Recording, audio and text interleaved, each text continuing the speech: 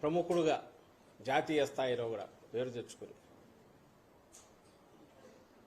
ఇదే పునాదిగా, ఇదే పెట్టుబడిగా, ఈ పత్రిక ద్వారా తెచ్చుకున్న పేరే పెట్టుబడిగా ప్రజల సొమ్ముతో ఇంతకాలం ఒక అవినీతి రాజ్య సామ్రాజ్యాన్ని, అక్రమ సొమ్ము,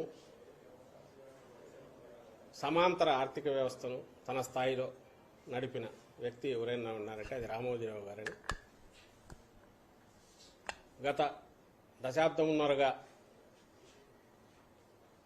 కోర్టులో పోరాటాలు జరుగుతున్నాయి, కేసులు నడుస్తున్నాయి. వాస్తవాలు ఇవని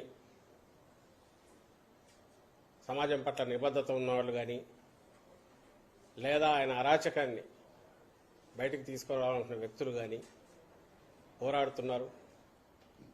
ఉండవల్లి అరుణ్ కుమార్ లాంటి వారు దాదాపు 15-20 ఏళ్లుగా ఇదే దీని మీద పోరాడుతున్నారు. వాటన్నిటి కల్మినేషన్ నిన్నటి సుప్రీంకోర్టు డైరెక్షన్ ద్వారా మనం చూస్తున్నాం. దాంట్లో దాని ఇంపార్టెన్స్ ఎందుకు అంతగా ఉందంటే, అంతగా మన హౌస్ హోల్డ్ అంటే మన ఇంట్లో ఒక పేరులాగా రామోజీరావు గారు కానీ, ఆయన నడుపుతున్న వ్యవస్థలు కానీ మన రాష్ట్రంలో, ఉభయ తెలుగు రాష్ట్రాల్లో, ఇంకా కొంతవరకు పక్క కర్ణాటక కానీ అక్కడ కూడా కనపడుతుంది. ముఖ్యంగా ఉభయ తెలుగు రాష్ట్రాల్లో, ఉమ్మడి ఆంధ్రప్రదేశ్ ఉన్నప్పటి నుంచి. దానికి కారణం మార్గదర్శి అనే పేరే ఒక ఇంటి పేరులాగా తయారైపోయింది. ఆ తర్వాత ఈనాడు గ్రూప్ సంస్థలు వచ్చాక అవి శాసించడం, రాజకీయాలను కూడా శాసించడం మొదలుపెట్టడం ఎన్టీ రామారావు గారి ప్రవేశం తర్వాత, రాజకీయ ప్రవేశము, ఆయన ముఖ్యమంత్రి కావడం. దాని తర్వాత మొత్తం అధికారాన్ని తెర వెనక నుండి నడిపించడం కానీ, లేకపోతే తమకు నచ్చని వాళ్ళు ఉంటే వాళ్ళను దించేంత వరకు, ఎక్కడికైనా పోయేంత వరకు ఓ పత్రికను, మీడియాను అడ్డం పెట్టుకుని ఆయన చేస్తున్న ఆగడాలు అవి చూస్తూనే ఉన్నాం. ఇంతగా ఎందుకు చెప్తున్నామంటే, నిన్న ఎందుకు హిస్టారికల్ ఇదవుతుందంటే, ఇదంతా కూడా ఒక అబద్ధం మీద, ఒక మోసం మీద, ఒక అన్యాయం మీద, ఒక దుర్మార్గం మీద నిర్మించబడిన వ్యవస్థ ఇన్నాళ్ళు. అది ఇప్పుడు బయటికి రాబోతోంది. మొన్న ఇచ్చిన మళ్ళీ మొత్తం ఓపెన్ చేసి కేసును తెలంగాణ హైకోర్టు, సుప్రీంకోర్టు ఏదైతే ఇచ్చిందో, దీనివల్ల ఏం జరగబోతోందంటే, ఈ అక్రమాలన్నిటికీ మూలమైన మార్గదర్శి ఫైనాన్షియర్స్ అంటే బ్లాక్ మనీని వైట్ చేయడం దగ్గర నుంచి, అసలు వేల కోట్ల రూపాయలు దాని నుంచి వచ్చిన వాటిని తీసి రామోజీరావు గారు తన సామ్రాజ్యాన్ని విస్తరించడం దగ్గర నుంచి, అలాగే దీని వెనక ముందు ఉన్న మార్గదర్శి చిట్ ఫండ్, దాంట్లో ప్రజల నమ్మకాన్ని ఆసరా చేసుకుని వాళ్ల డబ్బులన్నీ తెచ్చి వాటితో తన వ్యాపారాలు చేసుకోవడం కానీ, తన రాజకీయం నడపడం కానీ ఇవన్నీ చేయడం దగ్గర నుంచి అవన్నీ కూడా రేపు వెలుగులోకి రాబోతున్నాయి. ఈయన చేసింది ఈరోజు నిన్న మొన్న బయటకు రేపు మళ్ళీ రాబోతుంది అంటే, మార్గదర్శి ఫైనాన్షియర్స్ అనే దానికి ఒక రూపమే లేకపోవడం అనేది అన్నిటికంటే పెద్ద, అందరూ ఆశ్చర్యపోవాల్సిన, దిగ్భ్రాంతి చెందే విషయం. రోజు పొద్దున లేస్తే నీతులు చెప్పే రామోజీరావు గారి ఆ మార్గదర్శి ఫైనాన్షియర్స్ మనకు తెలుస్తుంది కాబట్టి, అది ఒక ప్రొప్రైటరీనా కాదు, ఒక పార్ట్నర్షిప్పా తెలియదు, ప్రైవేట్ లిమిటెడ్ కాదు, ఏదీ లేని మార్గదర్శి చిట్ ఫండ్ కంపెనీలో ఒక దాంట్లో పెట్టుకుని ఫైనాన్షియర్స్ అనే పేరు పెట్టుకుని ఆయనే దాని హెచ్యుఎఫ్ దీనిగా కర్తగా, ఆయనే ప్రొప్రైటర్గా, ఒక్కోసారి చైర్మన్గా అవతారాలు ఎత్తు ఆయన నడుపుతూ వచ్చిన దాంట్లో అసలు జరిగింది ఏంటంటే, ప్రజల సొమ్మంతా తీసుకొచ్చేసి అన్ని ఆర్బీఐ రూల్స్కు విరుద్ధంగా తన దగ్గర పెట్టుకోవడం, దాన్ని తన వ్యాపారం విస్తరించడానికి వాడుకోవడం. దీనికి మూలం ఎక్కడి నుంచి వచ్చింది? తన తొలి అడుగు వేసిన ఈ మధ్యనే అది కూడా బయటకు వచ్చింది. జీజే రెడ్డి అనే ఒక పెద్ద మనిషి అప్పట్లో ఎర్లీ 60s, ఇది 61లో అంటే దానికి ముందు అనుకుంటా, ఢిల్లీలో ఆయన అప్పట్లో పలుకుబడి కలిగిన వ్యక్తి. ఈయనకు ఉద్యోగం ఇస్తే అక్కడి నుంచి ఆయన సహాయంతో, ఆయన షేర్లు ఉన్నాయి, దాని మీద అతని కొడుకు కూడా కేసు నడుపుతున్నట్టు రామోజీరావు గారి మీద, ఆయన సపోర్ట్తో వచ్చి మార్గదర్శి చిట్ ఫండ్ పెట్టి ఇంకా అక్కడి నుంచి పెరుగుతూ వచ్చింది. అంటే ఆ రోజు ఎవరి సపోర్టుతో అయితే జీజే రెడ్డి అనే వ్యక్తి సపోర్ట్తో పెట్టాడో వాళ్ళను కూడా తర్వాత రిజెక్ట్ చేశాడు. వాళ్ళ కొడుకులు వస్తే కూడా వాళ్ళని బెదిరించాడు. వాళ్ళు ఇప్పుడు కేసు నడుపుతున్నారు. మాకు రావాల్సిన మా నాయన పెట్టుబడికి ఏదో దానికి మాకు రావాల్సింది ఇవ్వండి వాళ్ళు ఇన్నాళ్ళ తర్వాత వస్తే అడ్డంగా పిస్టల్ పెట్టి బెదిరించి సంతకాలు తీసుకొని మమ్మల్ని బయటికి గెంటేశాడు, చేతిలో చిల్లర పెట్టేసి అని వాళ్ళు కేసు వేశారు. అది నడుస్తుంది. అంటే అక్కడ పునాది దగ్గర నుంచి అక్రమం, దాని తర్వాత ప్రజలకు సంబంధించినంత వరకు మోసం, చట్టాలకు సంబంధించి మొత్తం ఉల్లంఘన, ఏ చట్టం ఫాలో కాలేదు, ఓ రూపము ఏమీ లేని ఒక కంపెనీలు అనేవి పెట్టి కేవలం మీడియా ముసుగులో ఇంతకాలం రామోజీరావు గారు ఆడుతున్న నాటకం ఏదుందో అది పూర్తి బహుశా ఈ స్కామ్ తెర వెనక ఉండి రాజకీయాలు నడుపుతూ సమాజం మీద గ్రిప్ తెచ్చుకొని ఢిల్లీ వరకు పరపతి పెంచుకొని అదంతా కూడా ఒక గాలిబుడగా ఒక బెలూన్ లాంటిది ప్రజల సొమ్ము ఇచ్చేసుకుని అన్యాయంగా దారుణంగా అక్రమంగా ఎంత పెరిగాడనేది సమీప భవిష్యత్తులో ఈ తీర్పు వల్ల రేపు తెలంగాణ హైకోర్టు టేకప్ చేసి ఒక్కసారి ఓపెన్ చేసి డిపాజిట్లు ఎక్కడెక్కడ ఎవరెవరు పెట్టారు, ఎవరెవరికి వెనక్కి ఇచ్చినవి ఏంటివి, అసలు ఆ డబ్బు రూపంలో క్యాష్ రూపంలో ఎట్లా చేశారు, ఇవన్నీ కూడా బయటికి రాబోతున్నాయి. ఘోరం ఏంటంటే ఎవరైతే చట్టాన్ని పాటించాలని చెప్పి ప్రజలందరికీ నీతులు బోధించే రామోజీరావు ఆయన మీడియా బోధిస్తే ఈ పక్క మొత్తం డిపాజిట్లన్నీ క్యాష్ రూపంలోనే క్యాష్ తీసుకొచ్చి ఎక్కడికైతే ఇదైతే వాళ్ళు కట్టలు కట్టి సపరేట్ పెట్టి డీడీలు తీసి దాంట్లో వేయడం. బ్లాక్ మనీ ఎంత వైట్ చేశారో తెలియదు, ఎవరెవరు చేశారో తెలియదు, ఖాతాదారుల పేర్లు ఉండవు. ఇవన్నీ ఇప్పుడు రాజశేఖర రెడ్డి గారు ఉన్నప్పుడు బయటకు వచ్చాయి. రాజశేఖర రెడ్డి గారు ఉన్నప్పుడు బయటకు వచ్చి దురదృష్టవశాత్తు ఆయన చనిపోవడంతో కేసు మళ్ళీ పక్కకు పోవడం, ఆ ఫైల్స్ అన్నీ అలాగే పడిపోవడం, ఆ తర్వాత వరుసగా వచ్చిన ప్రభుత్వాలు ఏదో నిర్లిప్తంగా ఉండడము, ఈయన పలుకుబడి చూసి ఈయనతో గొడవ ఎందుకని, తర్వాత చంద్రబాబు నాయుడు అయితే తన మనిషి వచ్చాడు కాబట్టి 14-19 పట్టించుకోకపోవడం, 18లో కోర్టు డివైడ్ అయ్యి హైకోర్టు రెండు రాష్ట్రాలకు పోయే లాస్ట్ డే రజని అనే ఒక జడ్జి, ఆమె సింగిల్ జడ్జి, ఆమెతో మొత్తం కొట్టేయించుకొని బయటపడడం. చిత్రం ఏంటంటే అది కూడా ఇప్పుడు తప్పు చేశారని అంటున్నారు. ఇప్పుడు పాత చూస్తే అంతకుముందే డివిజన్ బెంచ్ ఈయన అప్పీల్ను పాస్ చేస్తే దాని మీద అది దాచిపెట్టి సింగిల్ జడ్జి దగ్గరికి పోయి ఈ ఆర్డర్ తెచ్చుకోవడం. అందరూ హైకోర్టు డివైడ్ అవుతున్న హడావుడిలో ఉన్నప్పుడు ఈ ఆర్డర్ తెచ్చేసుకొని అప్పుడు బయటపడితే మళ్ళీ తర్వాత ఉండవల్లి అరుణ్ కుమార్ గారు సుప్రీంకోర్టుకు పోవడము, తర్వాత స్టేట్ గవర్నమెంట్ ఇంప్లీడ్ కావడం, ఇవన్నీ మీరు వార్తలు కూడా చూసి ఉంటారు. ఇంతగా పొద్దున లేస్తే ఏదో నిత్యం ఉషోదయంతో సత్యం నినదించుగాకని ఒక నినాదం పెట్టుకొని రాష్ట్రం మొత్తానికి ఒక నైతిక సూత్రాలను బోధిస్తా ప్రపంచంలో అతిపెద్ద దీనికి సంబంధించి ఏమంటారు అన్ని ధర్మాలు పాటించే వ్యక్తిగా సంస్థలుగా చెప్పే ఆ గ్రూపు సంస్థలు ఏ పునాదుల మీద ఉన్నాయని తెలిస్తే ఎంతవరకు దీని లోతులు ఉన్నాయని చూస్తుంటే భయమేస్తుంది, ఆందోళన కలుగుతుంది. మన వ్యవస్థనే ఇంత ఇదిగా ఒక డొల్లరాగా తయారైందా ఇలాంటి వాటి వల్ల అని అనిపిస్తుంది. వాళ్ళు ఇచ్చే ఇన్ఫ్లుయెన్స్ కేవలం ఒక ఎవరన్నా ఆర్థిక ఉగ్రవాదులు లేక ఇంకొకరు పరారీలో పోయిన వాళ్ళు ఉన్నారు, లేకుంటే మాఫియా డాన్లు ఉన్నారు. వాడు చట్టానికి దూరంగా ఉండి అక్రమాలు చేయడం వేరు, అక్కడ ఎదగడం వేరు. మాఫియా డాన్లు కానీ ఇంకోరు కానీ ఇక్కడ ఉంటే ఈ చట్టాలనే వాడుకొని వీటిలో లొసుగులనే వాడుకొని సమాజంలో పరపతిని పెంచుకొని దాని మీదనే ఒక పెద్ద ఆకాశహర్మాన్ని నిర్మించడం, ప్రపంచంలోనే అతిపెద్ద నైతిక రుజువర్తన కలిగిన మహాప్రవక్తల్లాగా వీళ్ళు బయటికి రావడం, అక్కడి నుంచి రాజకీయాలు కూడా శాసించేంత వరకు పోవడం, ఇదే ఆందోళన కలిగించే విషయం. అలాంటి ఒక క్లాసిక్ కేసు ఏది అని అంటే ఈరోజు రామోజీరావు, ఈనాడు గ్రూపు అండ్ మార్గదర్శి గ్రూపు సంస్థలు, వీటి భాగవతం అంతా దీంట్లో బయటపడుతుంది. అంటే ఫ్యూచర్లో మన చట్టాలు చేసుకున్నా ఎంత జాగ్రత్తగా ఉండాలి, లేదా ఇలాంటి వాటికి అవకాశాలు ఎట్టున్నాయనేది మొత్తం తెలిపే క్లాసిక్ కేసు అవుతుంది ఇది, హిస్టారికల్ దీనికి సంబంధించి. అందువల్ల దీని సిగ్నిఫికెన్స్ ఇంతగా ఉంది.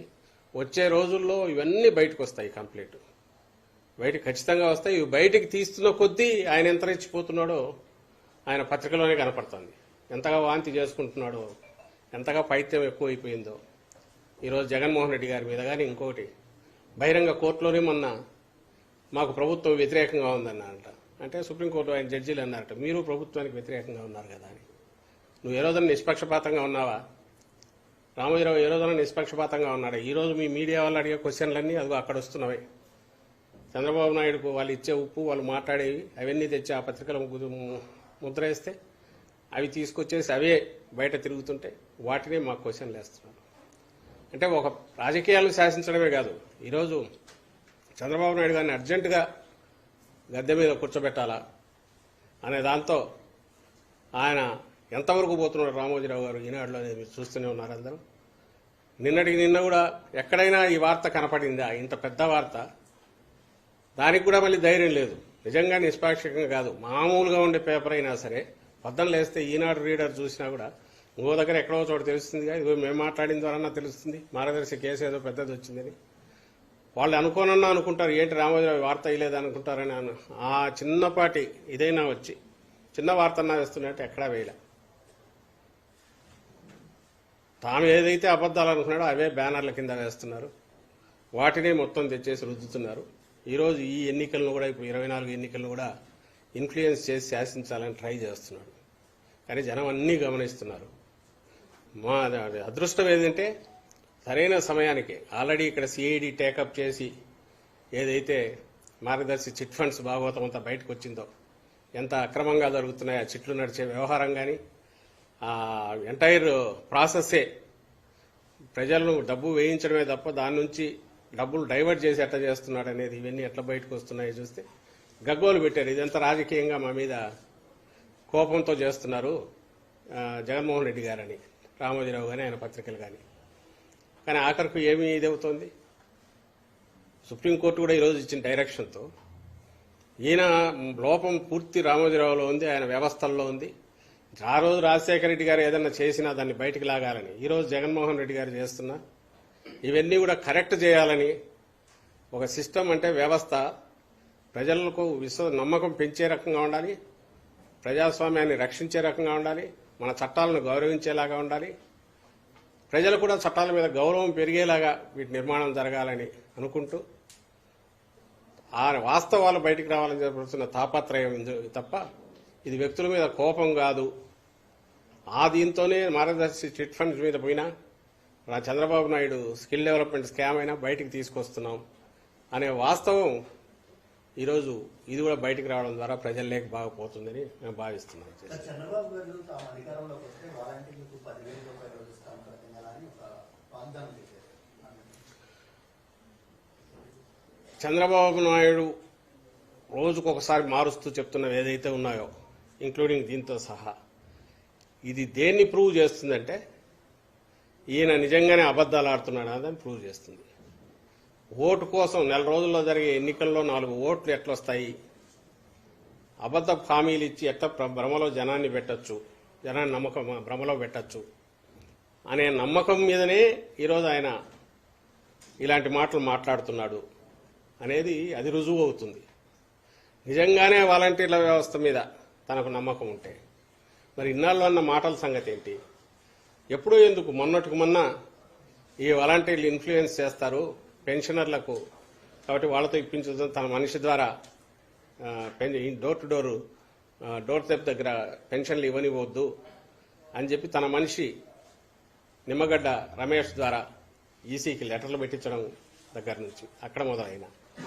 అంతకుముందు వీళ్ళేంది గోనె సంచులు మోసే ఉద్యోగమా, ఇళ్ల తలుపులు కొడతారు, ఆడవాళ్ళ వివరాలన్నీ సేకరిస్తారని తాను తన దత్తపుత్రుడు అసహ్యకరంగా మాట్లాడిన మాటలైనా, రాష్ట్రంలో అమ్మాయిలు ఎక్కడన్నా ఇదైపోతే అదంతా కేసులన్నీ వీళ్ళ ఇదున్నారు వెనక వీళ్ళున్నారన్నా, వాలంటీర్లు అంటే వైఎస్ఆర్సీపీ కార్యకర్తలన్నా వాళ్ళ తాట తీస్తామని మాట్లాడిన వాళ్ళ నాయకులు మాట్లాడినా, ఇవన్నీ ఎట్లా మర్చిపోతారు? వాలంటీర్లు కాదు జనమైనా ఎట్లా మర్చిపోతారు?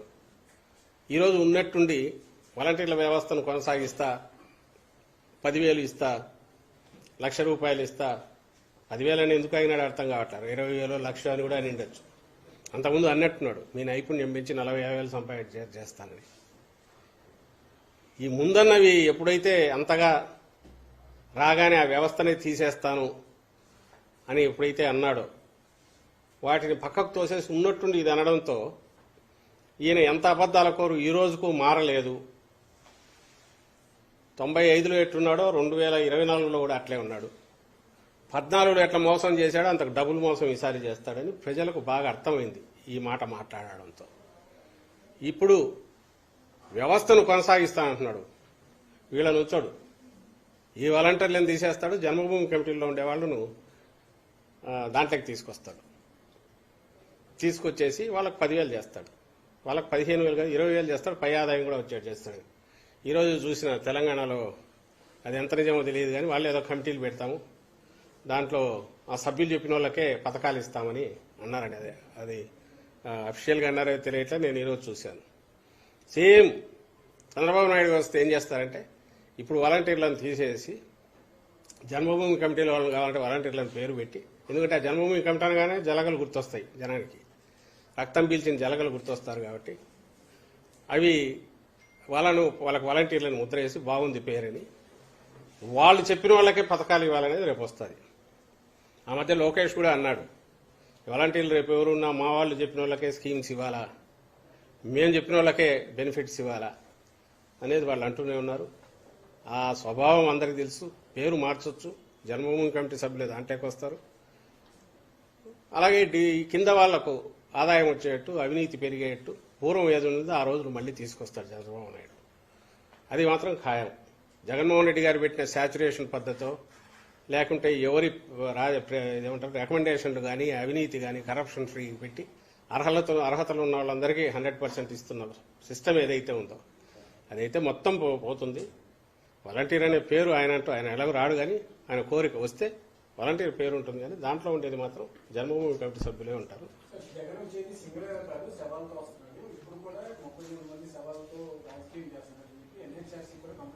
అదే ఎంత దారుణం చూడండి, 3 పార్టీలు పెట్టారండి, నేను చూశాను. ఏ రోజైతే నేను ఇంతకుముందు అన్నట్టు నిమ్మగడ్డ రమేష్ అనే వ్యక్తి ద్వారా వాలంటీర్లతో ఇంట్లకు పంపించొద్దని ఇచ్చాడు, అది ఎంత అడ్డం కొడుతోందో వాళ్ళకు బూమరాంగ్ అయి వెనక్కు తగులుతుందని గమనించినప్పటి నుంచి గంగవేరులు ఎత్తిపోయి ఆ రోజు నుంచి వరుస పెట్టేసి మేము వాళ్ళని వద్దన్నాం కానీ వీళ్ళ దగ్గర ఇవ్వద్దని లేదు కదా. ఒకసారి వాళ్ళని వద్దన్నాం కానీ 130,000 మంది మరి సచివాలయ ఉద్యోగులు ఉన్నారు, వాళ్ళతో ఇంటికి ఇప్పించవచ్చు కదా అని ఇంకోసారి ఇది అంటున్నా కానీ ఎప్పుడైతే ఆయన చేసిన చంద్రబాబు నాయుడు చేసిన పనితో సెక్రటేరియట్కి వచ్చి వృద్ధులు చనిపోతే అది ఆసరా చేసుకుని ఆ చావును మళ్లీ తీసుకొచ్చేసి దాన్ని రాజకీయం చేసి మా మీద వేయాలని చూసి రీజను చంద్రబాబే. లక్షణంగా సింపుల్ క్వశ్చన్, వాలంటీర్లు ఇళ్లకొచ్చి ఇవ్వడం వల్ల ఇన్ఫ్లుయెన్స్ చేస్తారనుకుంటే 4 ఏళ్ల 8 నెలల్లో 4 ఏళ్ల 6 నెలల్లో ఎంత, ఎందుకంటే మనం రాగానే ఇమీడియట్ రాలే 4-5 నెలలకు వచ్చారు కాబట్టి ఇన్నాళ్లు చేస్తున్న పని వాళ్ళు అదే. ఇన్నాళ్లు చేసిన ఇన్ఫ్లుయెన్స్ ఈ 1 నెలలో అయితే పోదుగా. ఆ మాత్రం కామన్ సెన్స్ ఆయనకు లేదు, ఆలోచన లేదు. ఇన్ఫ్లుయెన్స్ ఏం చేస్తారు? వాలంటీర్ సిస్టమ్ పెట్టడం అనేది కాదు, నువ్వు జన్మభూమి కమిటీ పెట్టావు, వాలంటీర్ వ్యవస్థ పెట్టావు, దాని ద్వారా మేము చేయించిన మంచి పనులు ఏమున్నాయి ఆ సిస్టమ్ ద్వారా అవి ప్రజలకు ఎప్పుడైతే నేరుగా అందుతున్నాయో దానివల్ల వీళ్ళ వాలంటీర్లకు ఇంపార్టెన్స్ పెరిగింది, దానివల్ల ఆ సిస్టమ్ సక్సెస్ అయింది తప్ప పర్సే ఏదో 2,60,000 మందిని పెట్టినందువల్ల వాళ్ళ ఇన్ఫ్లుయెన్స్ పెరగడం అనేది ఉండదు. 10 లక్షల మందిని పెట్టే పెరగదు. అదే నేను ఎప్పుడు అంటుంటా, వీళ్ళు కాదు బెనిఫిట్స్ తీసుకునే వాళ్ళు ఉన్నారు, వాళ్ళు ఆల్రెడీ ఇన్ఫ్లుయెన్స్ అయి ఉన్నారు. దేంతో ఇన్ఫ్లుయెన్స్ అయి ఉన్నారు? ఇదిగో ఇక్కడ జగన్మోహన్ రెడ్డి అనే లీడర్ ఉన్నాడు, ఈయన మాత్రమే చెప్పిన మాట మీద చెప్పిన దానికంటే ఎక్కువ మా బతుకులు బాగుపరుస్తున్నాడు, చెప్పిన హామీలన్నీ పూర్తి చేసి మాకు ఖచ్చితంగా ఏమేమి ప్రామిస్ చేశాడో అవి ఇస్తున్నాడు, ఈయన పాలనలో మా బతుకులు బాగుపడినాయని వాళ్ళు ఆల్రెడీ ఇన్ఫ్లుయెన్స్ అయినారు. వాళ్ళని నువ్వు ఎట్లా మారుస్తావు? చంద్రబాబు నాయుడు మార్చగలడా వాళ్ళను? వీళ్ళని మార్చాలని చూసి ఆ ప్రాసెస్లో వీళ్ళని రానికుండా చేయాలని చెప్పి ఆ ప్రాసెస్లో ఆ ఆత్రంలో వృద్ధులు కొంతమంది ఇది లేని వాళ్ళు రోడ్డు మీదకి వచ్చి ఎండలకి ఎదిగితే ఇప్పుడు అది తెచ్చి మా మీద పెట్టాలని చూడడం, గవర్నమెంట్ మీద పెట్టాలని చూడడం, వైఎస్ఆర్సీపీ నిందించాలని చూడడం ఆయనకు ఏం దిక్కు తెలియట్లే. డెస్పరేషన్ తప్ప ఏం ఉన్నట్లేదు. ఈ డెస్పరేషన్లో ఏం చేస్తున్నాడో కూడా అర్థం కావట్లేదు. 4 రోజులు వరుస పెట్టి మనం ముగ్గురం కలిసి రాస్తా అంటే జనం నమ్ముతారు, జగనే ఇది చేశాడు, జగనే ఇది చేశాడు, జగనే ఇది చేశాడంటే జనం నమ్ముతారు అనే భ్రమలో కొట్టుకుంటున్నట్టున్నాడు. అందుకే వరుస పెట్టి ఈసీకి రాశారు, సిఎస్కి రాశారు, అండ్ ఇప్పుడు ఎన్హెచ్ఆర్సీకి రాశారు. బహుశా యూఎన్ఓ కూడా రాస్తారేమో ముగ్గురు కలిసి రేపు ఎల్లుండో. ఇట్లా జగన్మోహన్ రెడ్డి గారికి చేస్తున్నారు, ఆయన వల్లనే ఇదేంది అని రాస్తారేమో. కానీ నేను ఇంతకుముందు అన్నట్టు రాష్ట్రంలో ఉన్న ప్రజలందరికీ ఏం జరుగుతుందో తెలుసు. ఏమైనా బయటపడితే చంద్రబాబు నాయుడు డెస్పరేషనే దీంట్లో బయటపడుతుంది. ఎందుకంటే తీర్పు, ప్రజల తీర్పు క్లియర్గా కనపడుతుంది, రైటింగ్ అది వాళ్ళకి క్లియర్గా ఉంది, చూస్తున్నాడు. అందుకోసం ఇట్లాంటివన్నీ పొద్దుపోని మాటలన్నీ మాట్లాడుతున్నారు. సార్, ఓటమి భయంతోనే వైసీపీ హింస రాజకీయాలు చేస్తుందని పల్నాడు, తర్వాత మచిలీపట్నం, ప్రకాశంలో జరిగిన కొన్ని దాడులు టెస్ట్ కేసులు చూపిస్తున్నారు చంద్రబాబు. ఎంత అన్యాయం. ఇప్పుడు మచిలీపట్నంలో జరిగింది, ఎవరో మా వాళ్ళని కొట్టారు. కొడితే ఏమీ లేవు, ఇదేం అన్యాయమే అని అడిగాడు. నిన్న ఒంగోలులో జరిగింది, నేను విన్నంతవరకు చూసినంత వరకు వాలంటీర్ దీనికి రాజీనామా చేసి ఎలక్షన్ క్యాంపెయిన్లో మా పార్టీ వాళ్ళతో వెళ్తుంటే నువ్వెందుకు వచ్చావు, వాళ్ళెవరో అడ్డం పడినారు, టీడీపీ ఫ్యామిలీ ఎవరో అంటే. దాన్ని అక్కడ స్టార్ట్ చేసింది, గొడవ చేసింది వాళ్ళు. వాలంటీర్ ఎందుకు వచ్చారని అడిగే హక్కు నీకేముంది? వాలంటీరు వచ్చినందువల్ల అందులో రాజీనామా చేసిన వ్యక్తి అక్కడికి వస్తే అడగడం వాళ్ళ తప్పు. గొడవ మొదలు పెట్టింది వాళ్ళు. గొడవ పెట్టి ఆ గొడవలో ఏదైనా జరిగితే మళ్ళీ నింద మా మీద వేయాలి. రేపు ఎన్నికల్లో తీర్పు ఏదనేది ఖచ్చితంగా ల్యాండ్ స్లైడ్ మెజారిటీతో విక్టరీ మాకు రాబోతోందని తెలిసిన తర్వాత వైఎస్ఆర్సీపీకి గంగవేరులెత్తి ఓట్ల దగ్గర నుంచి ఇదిగో ఇలాంటి వాటి దగ్గర నుంచి ఎక్కడ పడితే అక్కడ ఇంకా ఏది కాకపోతే దాన్ని ఏమంటారు ఆఖరకు ఏదేదో గొడ్డలి, అది ఈ మధ్య మానేసినాడు గొడ్డలి అనడం. బహుశా బీజేపీ వాళ్ళు అన్నట్టున్నారు, ఎందుకంటే ఆ షర్మిలమ్మ కాంగ్రెస్ తరఫున నిలబడింది, నువ్వు ఆమెను ప్రమోట్ చేస్తున్నావు అన్నట్టున్నారు. అది కొంచెం వెనక్కు తగ్గినట్టు కనపడుతున్నాడు, తెర వెనక నుంచి సపోర్ట్ ఇస్తూ. లేదా ఓట్లు ఏమైనా ఎక్కువ జిగులుతాయని భయపడుతున్నాడు. ఏ రాజకీయ నాయకుడు కాదు, ఒక వ్యక్తిగా కూడా సమాజంలో, సభ్య సమాజంలో మాట్లాడాల్సిన భాషను వదిలేసి అడ్డగోలుగా మాట్లాడడం దగ్గర నుంచి, చిల్లర చేష్టల దగ్గర నుంచి, అండ్ వెకిలితనం దగ్గర నుంచి, ఆఖరుకు నిస్పృహతో హిస్టరీ అని అవన్నీ హిస్టీరిక్గా మాట్లాడడం దగ్గర నుంచి, డెలీరియంలో సంధి అవస్థలో ఉండేవాడు మాట్లాడే భాష నుంచి, ఇవన్నీ చంద్రబాబుతో మొదలై ఆయన దత్తపుత్రుడికి అంటుకుంది. ఇప్పుడు ఆమె పురంధేశ్వరు కూడా నిన్ననే ముగ్గురు ఎక్కినట్టున్నారు ఒకే స్టేజ్, వాళ్లకు మొదలైంది.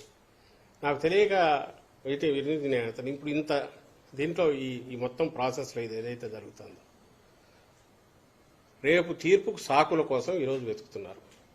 ఆ సాకులు ఏవి ఉంటే అది చూపిస్తున్నారు. ఈసీ వచ్చాక నేను మీడియాకు రిక్వెస్ట్ చేస్తున్నా, కేసులకు సంబంధించి మా వాళ్ళ మీద ఎన్ని కేసులు పెట్టారో చూడండి, అక్కడ ఎన్ని కేసులు పెట్టారో చూడండి. బహుశా జగన్మోహన్ రెడ్డి గారు ఎప్పుడైతే ఎన్నికల కోడ్ వచ్చినప్పటి నుంచి తాను ఎంత డిస్టెన్స్ మెయింటైన్ చేస్తున్నాడో, ఇక్కడ కూడా మళ్ళీ కంపేర్ చేసుకోవాలి చంద్రబాబు నాయుడు. నేను లాస్ట్ టైం ప్రెస్ కాన్ఫరెన్స్లో చూపించాను, 19 ఎన్నికలప్పుడు ఆయన ఎట్లా బిహేవ్ చేశాడు. కోడ్ వచ్చాక సీఈఓ దగ్గరికి వెళ్ళి హడావుడి చేసి టెర్రరైజ్ చేసే ప్రయత్నం ఎట్లా చేశాడు చంద్రబాబు నాయుడు, ఆ రోజు చూశారు. ఈరోజు జగన్మోహన్ రెడ్డి గారు ఎప్పుడైతే కోడ్ వచ్చినప్పుడు తను డిస్టెన్స్ జరిగారు. అధికార యంత్రాంగం సిఎస్ గారి ఆధ్వర్యంలో, డీజీ గారి ఆధ్వర్యంలో ఆ వ్యవస్థలు ఎట్లా నడవాలని అవి నడుస్తున్నాయి.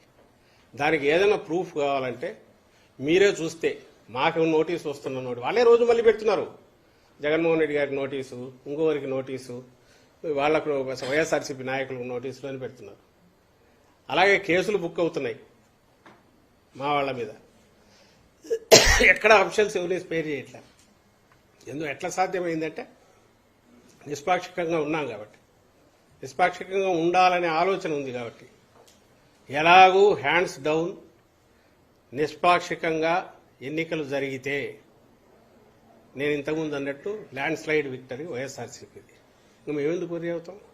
వాళ్ళు వరి అవుతున్నారు. వరి ఇదిగో ఇవన్నీ తీసుకొస్తున్నాం, వాడే కొడతాడు, కొట్టించుకుంటాడు ఆ ప్రాసెస్లో.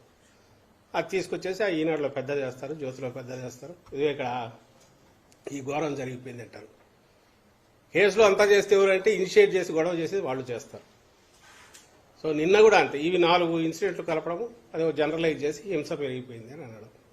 ప్రజలు అన్నీ గమనిస్తున్నారు, వీటిని ఏమీ లెక్కలెక్కేసుకోవట్లే. మీ ఆగింతం కానీ, మీ చంద్రబాబు నాయుడు ఆగింతం కానీ, ఆయన అరాచకం కానీ, ఆయన మాటలు అన్నీ కూడా రెచ్చగొట్టే మాటలు కానీ, ఇవన్నీ కూడా డెస్పరేషన్ నుంచి వస్తున్నవి అనేది ప్రజలకు కూడా బాగా తెలుసు.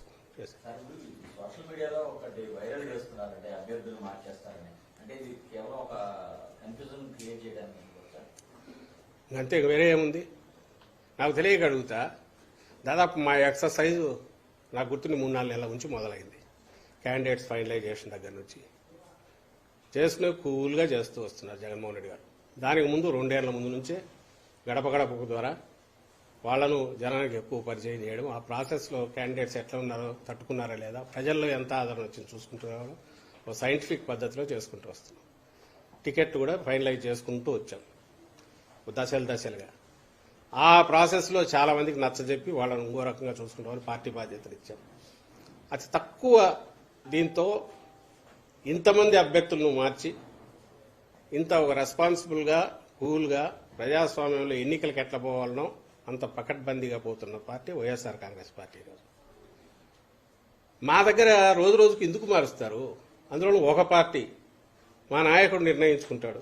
ఆయన కూడా ఏంటి, నేను ఇంతకుముందు అన్నట్టు శాస్త్రీయంగా సర్వేలు అలాగే అందరితో డిస్కస్ చేసి వాళ్ళ దీన్ని కూడా ఆ నాయకులు వాళ్ళతో కూడా మాట్లాడి ఇంతకాలం ఎక్సర్సైజ్ చేస్తూ ఫైనలైజ్ చేసిన జాబితా ఇది. ఇక్కడ ఉంటుందా గందరగోళం? అక్కడ ఉంటుంది. మొన్నటి వరకు అసలు పొత్తు ఏందో తెలియదు. చంద్రబాబు నాయుడు పవన్ కళ్యాణ్ కలవాలనుకున్నాక బీజేపీ ఎప్పుడు ఎంటర్ అయింది? పవన్ కళ్యాణ్కి ఎన్ని చెప్పాడు, ఆఖరికి ఎన్ని దించాడు? ఫస్ట్ పొత్తు ఫైనలైజేషన్ దగ్గర నుంచి, తర్వాత సీట్ల ఖరారు దగ్గర నుంచి, తర్వాత క్యాండిడేట్ల వీటి వరకు ఎన్ని గందరగోళాలు. ఈ రోజు కూడా గందరగోళం అక్కడ ఉంది. దీన్ని కన్ఫ్యూజ్లో చేయడానికి, అంటే వాళ్ళదాన్ని కవర్ చేసుకోవడానికి, ఈ పక్క కూడా ఏదో జరగబోతోందని చెప్పడానికి వీటి మీద సోషల్ మీడియాలో అడ్డగోలుగా రాయిస్తున్నారు. అవి ఎంతవరకు పోతున్నాయంటే ఈరోజు జగన్మోహన్ రెడ్డి గారి ఆయన రోడ్ షోలు కానీ ఆయన సభలు కానీ జరుగుతున్నాయి. దీన్ని చూశాక అక్కడి నుంచి డైవర్ట్ చేయాలంటే ఇటు పక్క వేయడం. రీజన్ ఏదంటే ఎవరో ఇక్కడ జాయిన్ అయినారు కాబట్టి వాళ్ళని చేస్తారని. ఇదే తెలుగుదేశం పార్టీనా అంటే ఎత్తిపోయి దివాలా తీసే టైంలో ఆ టైంకి ఎవరు దొరికితే వాళ్ళని తీసుకుని ఏదైనా చేసుకోవడానికి. ఇది వైఎస్ఆర్ కాంగ్రెస్ పార్టీ సిస్టమేటిక్గా ఆర్డర్లో నడుస్తుంది. చేంజెస్ అనేవి చేంజెస్ కోసం ఉండవని ఫస్ట్ నుంచి చెప్తున్నాం. ప్రతిసారి మేము అనౌన్స్ చేసినప్పుడల్లా అడిగేవాళ్ళు ఇంకా ఎన్ని ఉంటాయని. అవసరం ఉంటే ఎన్ని ఉంటాయో అన్నీ ఉంటాయి. బట్ కేవలం ఏదో 4 వ్యక్తులు వచ్చినారనో లేక దాన్ని ఏమంటారు ఈ రకంగా క్యాస్ట్లు మార్చాలనో లేక అవతల దీని గురించి ఇచ్చేయాలనో అప్పటికప్పుడు ఏదో తాత్కాలిక దీంట్లో జరగాల్సిన అవసరమూ లేదు, జరిగే పరిస్థితి కూడా లేదు. ఖచ్చితంగా టీం ఏదైతే ఉందో అది బ్రహ్మాండంగా ఉంది. దీనికి సంబంధించినంత వరకు ఇది యాజ్ ఇట్ ఈజ్ ముందుకు వెళ్తుంది. వాళ్ళు రాసినట్టు అడ్డగోలుగా ఎవరో కొంతమంది వ్యక్తులు వచ్చినారో లేక ఇంకోటి ఏదో వీటిని దృష్టిలో పెట్టుకుని చేంజెస్ అయితే మా